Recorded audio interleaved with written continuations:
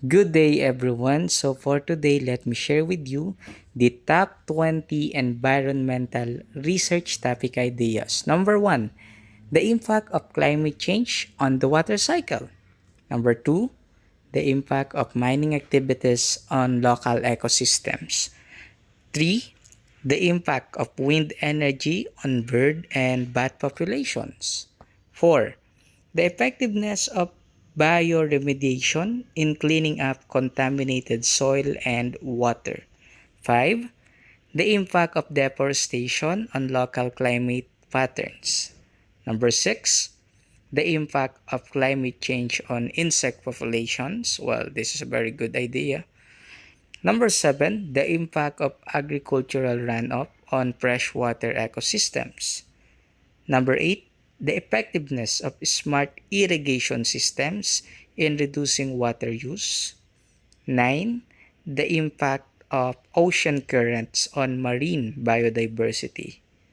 10, the impact of climate change on wetland ecosystems.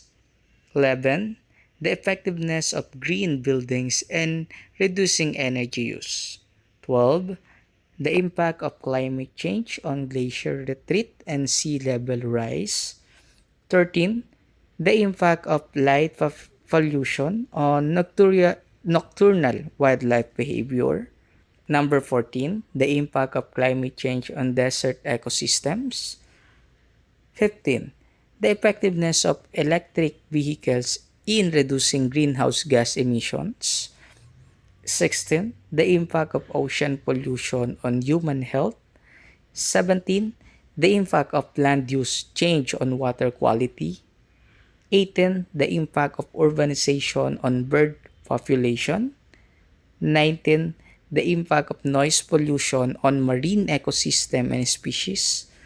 20.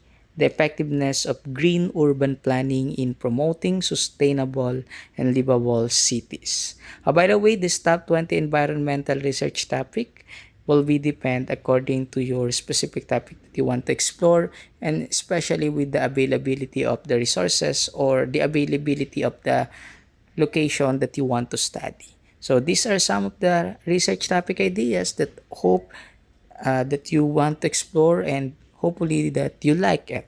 So that's it for today.